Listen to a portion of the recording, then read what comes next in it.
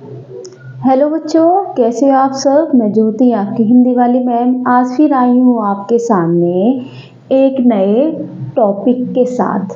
तो आज का जो हमारा टॉपिक है वो है वाक्य। आज जानेंगे हम वाक्य क्या होता है, लेकिन उससे पहले आप हमारे चैनल को सब्सक्राइब करना ना भूलें और बेल आइकन का बटन दबा दें ताकि हमारी जो जो वीडियो आती रहती है वो आपके पास पहुंच जाए। ठीक है बेटा। और अगर आपको हिंदी में लेकर कुछ समस्या हो तो आप हमें कमेंट भी कर सकते हैं। ओके, चलो देखते हैं आज क्या कहता है हमारा वाक्य। ठीक, तो सबसे पहले जानेंगे हम वाक्य क्या है।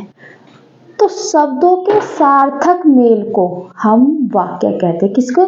शब्दों के सार्थक मेल को। अब शब्द क्या है? शब्द है वर्णों का सार्थक मेल।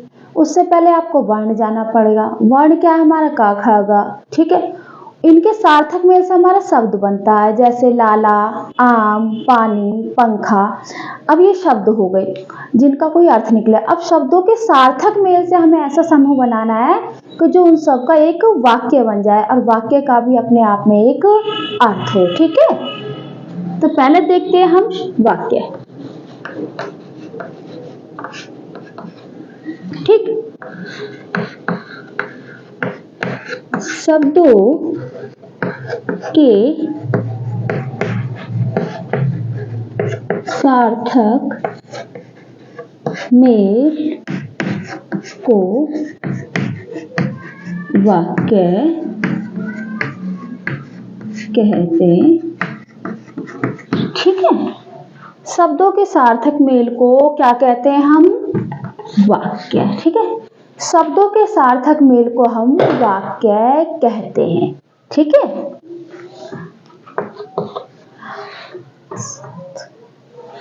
इसको हम ऐसे भी लिख सकते हैं, शब्दों के सार्थक मेल से बनी इकाई वाक्य कहलाती है। ठीक है, शब्दों के सार्थक मेल से बनी इकाई क्या कहलाती है? वाक्य। ठीक, या ऐसे भी लिख सकते हैं हम, शब्दों के व्यवस्थित क्रम को वाक्य कहते हैं। ठीक है, शब्दों के व्यवस्थित क्रम को हम क्या कहते हैं? वाक्य। तो इसी प्रकार से आपने जाना कि वाक्य किसे कहते हैं। शब्दों के सार्थक मेल को वाक्य कहते हैं, शब्दों के सार्थक समूह को वाक्य कहते हैं, शब्दों के सार्थक समूह से बनी इकाई को वाक्य कहते हैं। ठीक है, शब्दों के सार्थक मेल को हम वाक्य कह देते हैं। तो वाक्य जान लिया आपने।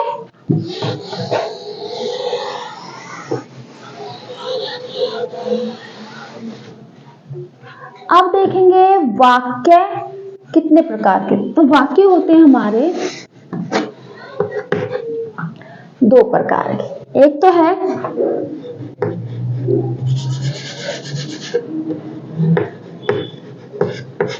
अर्थ के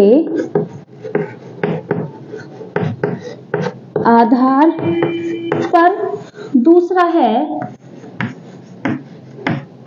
रचना के आधार पर। ठीक है, दो होते हैं। एक तो होता है हमारे अर्थ के आधार पर और दूसरा होता है हमारे रचना के आधार पर। तो रचना के आधार पर मैं आपको अपने पहली वीडियो में बता ही चुकी हूँ। रचना के आधार पर कितने प्रकार के होते हैं हमारे? 3। और अर्थ की दृष्टि से कितने होते हैं हमारे? 8। तो रचना की दृष्टि से कौन कौन से होते हैं जरा बताओ।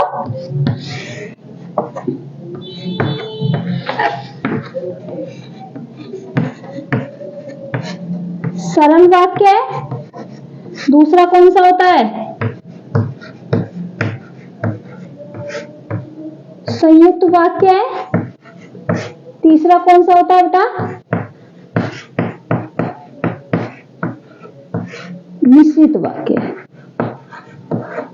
ठीक, रचना के आधार पर हमारे 3 प्रकार के होते हैं। कौन कौन से? सरल वाक्य, संयुक्त वाक्य और मिश्रित वाक्य। और यहाँ पर अर्थ की दृष्टि से जो हमारे वाक्य होते हैं वो होते हैं हमारे 8 प्रकार के। देखेंगे कौन कौन से।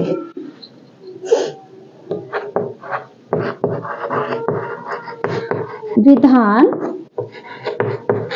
वाचक वाक्य। ठीक, दूसरा कौन सा होता है हमारा? निषेध वाचक वाक्य। तीसरा कौन सा आता है हमारा? बताओ जल्दी। प्रश्न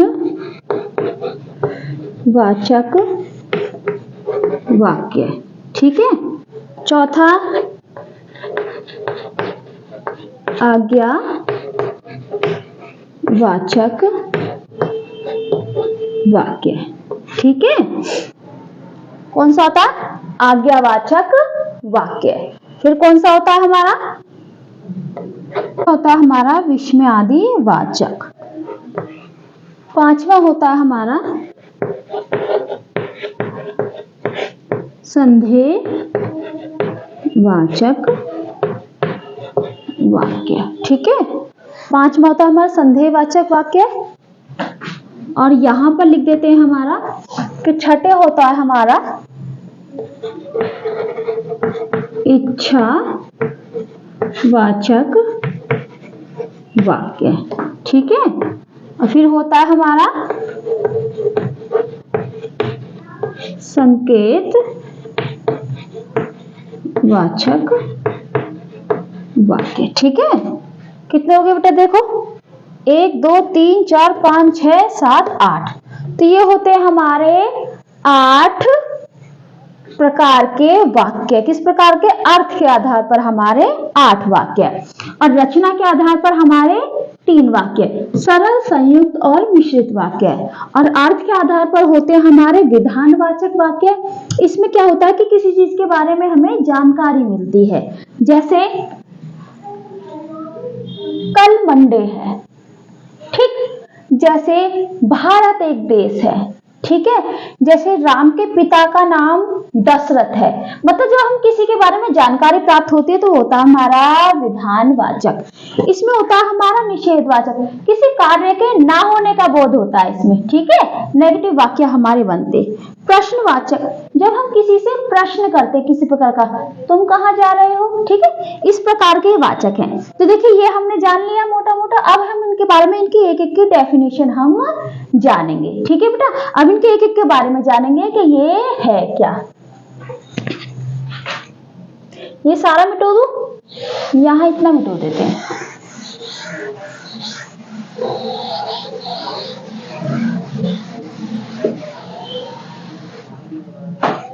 पहला है हमारा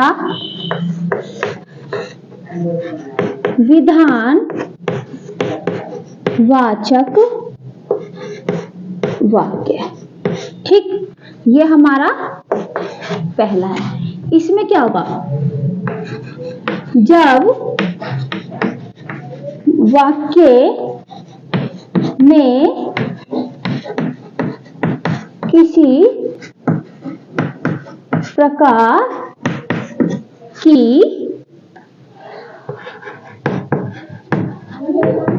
जानकारी प्राप्त हो। ठीक है। वो क्या कहलाता है? हमारा विधानवाचक वाक्य है। जैसे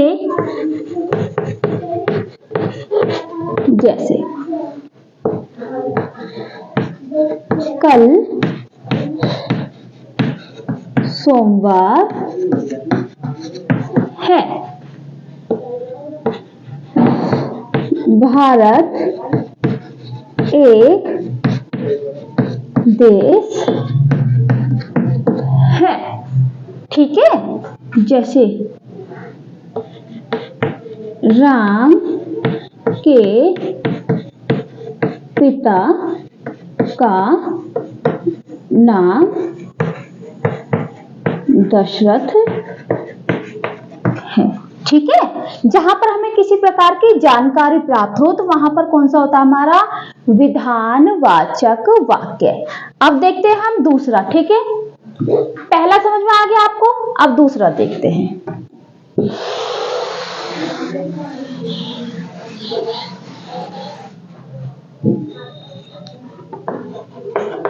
ठीक है, दूसरा क्या है हमारा, दूसरा है हमारा निषेध वाचक वाक्य। ठीक है, इसे जानेंगे हम। वाक्य में जहां कार्य के ना होने का बोध हो। ठीक है, वाक्य में जहां कार्य के ना होने का बोध हो उसे कहते हैं निषेधवाचक वाक्य। अब देखेंगे हम, जैसे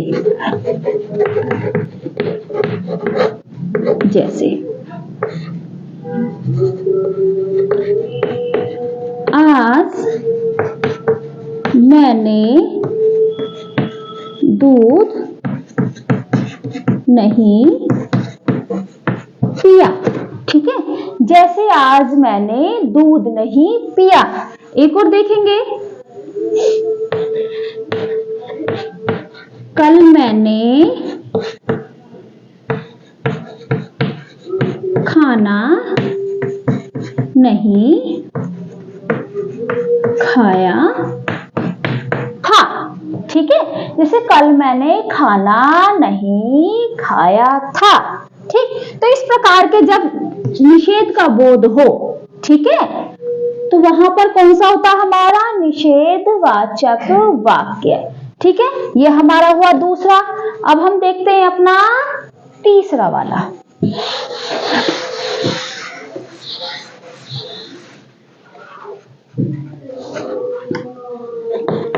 तीसरा कौन सा है हमारा, प्रश्नवाचक वाक्य। ठीक है, तीसरा हमारा प्रश्नवाचक वाक्य। अब देखते हैं इसका क्या, वाक्य में जब किसी से किसी प्रकार का प्रश्न किया जाए। ठीक है, वाक्य में जब किसी प्रकार का प्रश्न किया जाए तो वहां पर कौन सा होता है हमारा प्रश्नवाचक वाक्य। जैसे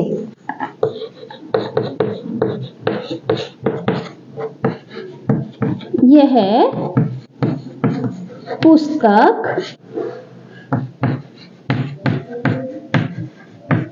किसकी है। ठीक है, दूसरा, राम के पिता का नाम क्या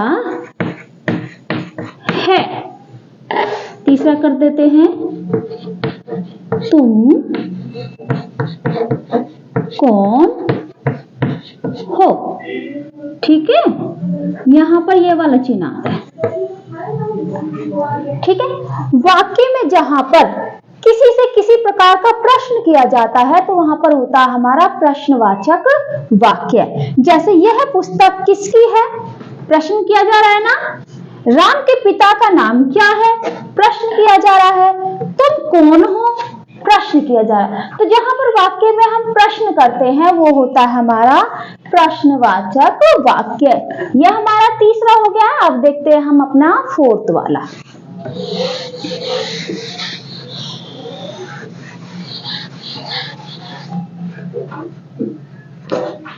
फोर है हमारा आज्ञा वाचक वाक्य। ठीक है, ये क्या है? आज्ञावाचक वाक्य। यहां देखते हैं, वाक्य में जब किसी प्रकार की आज्ञा दी जाए। ठीक है, वाक्य में जब किसी प्रकार की आज्ञा दी जाए तो वहां पर होता है हमारा आज्ञावाचक वाक्य।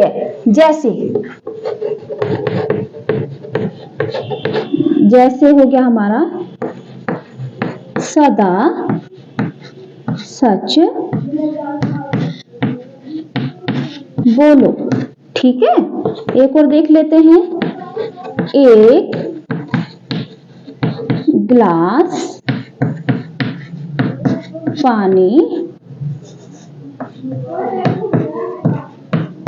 लाओ। ठीक है, वाक्य में जहां पर किसी प्रकार की आज्ञा दी जाए तो वहां पर क्या होता है हमारा आज्ञावाचक वाक्य। जैसे सदा सच बोलो। ठीक है, एक गिलास पानी ले आओ, तुम यहां से जाओ या तुम वहां से यहां पर आओ। जब वाक्य में हम आज्ञा देते हैं तो ये हो जाता है हमारा आज्ञावाचक वाक्य। ठीक है, 4 हो गए। अब हम देखते हैं अपना 5वां।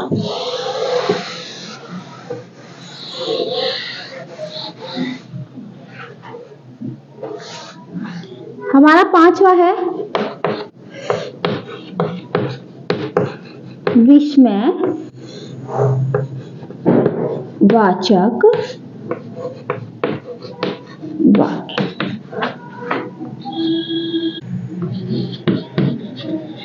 वाक्य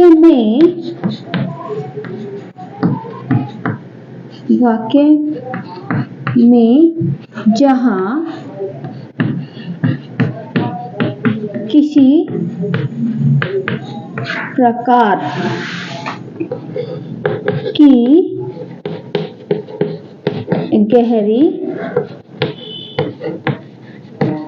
अनुभूति का प्रदर्शन हो।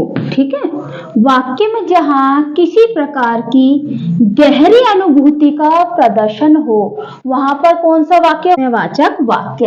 जैसे आह कितना सुंदर वन है। ठीक है, ओह कितनी ठंडी रात है। ठीक है, वाक्य में जहां पर किसी प्रकार की गहरी अनुभूति का प्रदर्शन हो वहां पर कौन सा होता है हमारा विस्मयवाचक वाक्य। जैसे आह कितना सुंदर वन है, ओह कितनी ठंडी रात है। ठीक है, ये हो गया हमारा विस्मयवाचक वाक्य। ये है हमारा 5 वाला पॉइंट। अब देखेंगे हम अपना 6 वाला पॉइंट।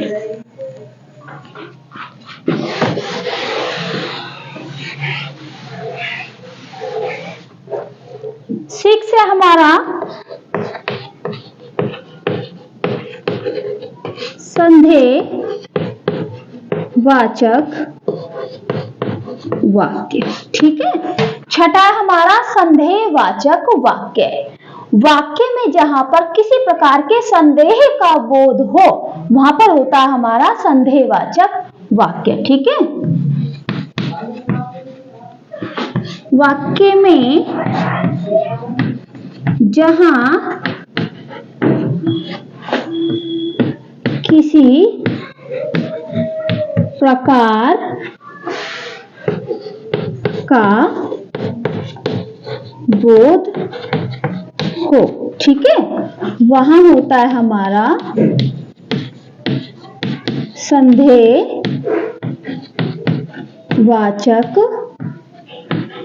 वाक्य। ठीक है बेटा, वाक्य में जहां पर किसी प्रकार का संदेह हो वहां पर कौन सा होता है संदेहवाचक वाक्य। जैसे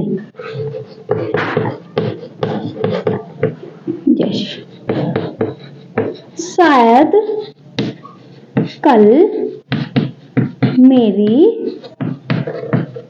लॉटरी लग जाए। ठीक है, शायद कल मेरी लॉटरी लग जाए। जैसे शायद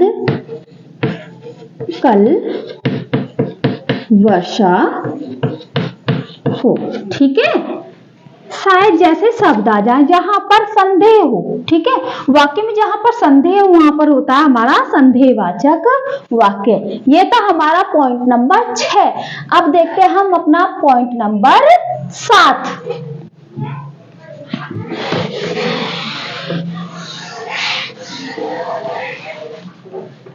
पॉइंट 7 है हमारा। ठीक है, अब है हमारा पॉइंट नंबर 7। पॉइंट 7 है हमारा इच्छा वाचक वाक्य। ठीक है, इच्छावाचक वाक्य। वाक्य में जहां किसी प्रकार की इच्छा व्यक्त की जाए। ठीक है, वाक्य में जहां किसी प्रकार की इच्छा व्यक्त की जाए वहां होता है हमारा इच्छावाचक वाक्य। अब देखते हैं जैसे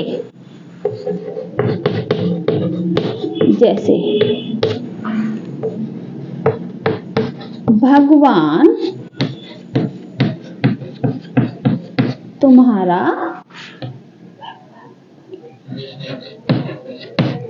भला करे। ठीक है, भगवान तुम्हारा भला करे। ठीक है, और क्या हो जाता हमारा भगवान तुम्हारा भला करे और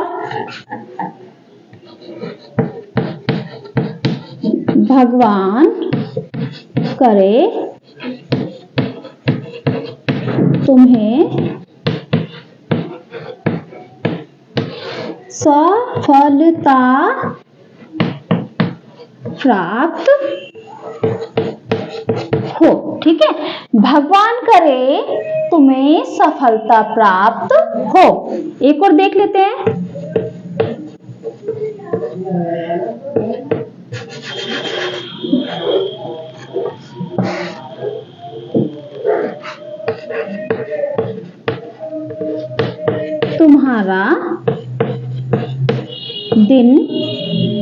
तुम्हारा दिन मंगलमय हो। ठीक है, तुम्हारा दिन मंगलमय हो। ये होता है हमारा इच्छावाचक वाक्य जहां पर किसी प्रकार की इच्छा व्यक्त की जाए। ठीक है, ये हो गया हमारा 7 वाला पॉइंट।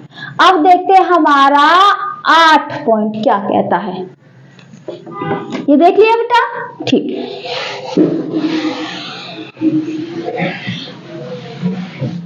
अब है हमारा 8 पॉइंट।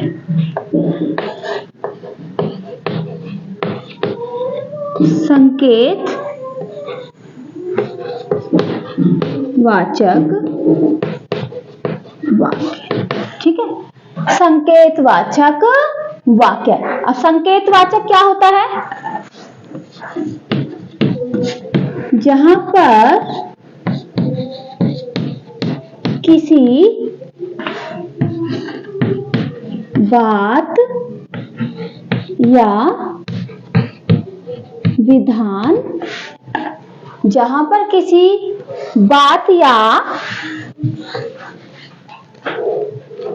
बात या कार्य होने का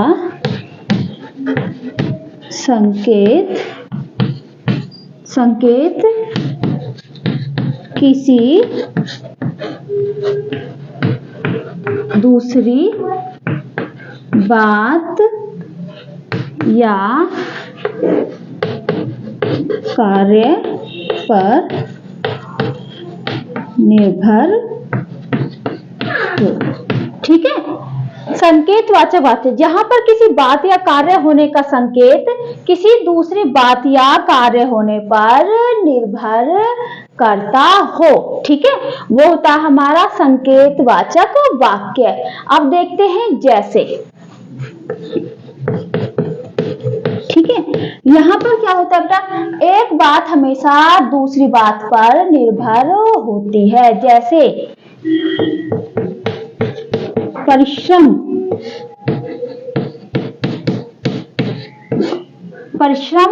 करोगे तो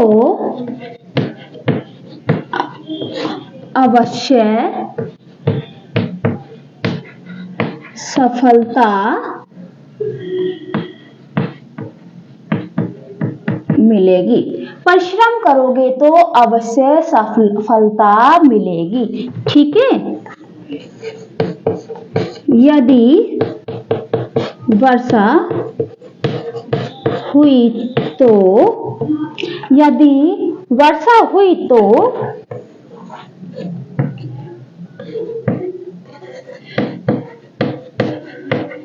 फसल अच्छी होगी। ठीक है बेटा, यहाँ पर क्या होता है, हमारी एक बात हमारी दूसरी बात पर निर्भर होती है। जैसे परिश्रम करोगे तो अवश्य सफलता मिलेगी, यदि वर्षा हुई तो फसल अच्छी होगी। ठीक है, तो यहाँ पर हमारी एक बात दूसरी बात पर निर्भर होती है। अब क्या है हमारे आठों के आठों पॉइंट, एक बार और बता देती हूँ। संकेतवाचक वाक्य जहां पर किसी बात या कार्य होने का संकेत किसी दूसरी बात या कार्य पर निर्भर हो, तो वहां पर होता हमारा संकेतवाचक कार्य। जैसे परिश्रम करोगे तो अवश्य सफलता मिलेगी, यदि वर्षा हुई तो फसल अच्छी होगी। ठीक है, यहाँ पर हमारे आठों के आठों पॉइंट खत्म होते हैं किससे, अर्थ की दृष्टि से वाक्य भेद। ठीक है, हमने लास्ट वीडियो में पढ़ा था रचना की दृष्टि से वाक्य भेद।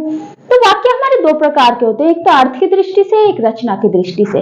अर्थ की दृष्टि से हमारे 8 होते हैं जो मैंने अभी समझाए हैं। रचना की दृष्टि से हमारे 3 होते हैं, सरल, संयुक्त और मिश्रित, जो हम अपनी लास्ट वीडियो में करा चुके हैं। ठीक है, तो कैसे लगे बच्चों, और अगर आपको और समझ में ना आए तो आप हमारी वीडियो देखते रहें, कमेंट बॉक्स में कमेंट करते रहें, हम आपके कमेंट पढ़कर आपकी समस्याओं का समाधान करते रहेंगे। ठीक है बच्चों, have a nice day, take care.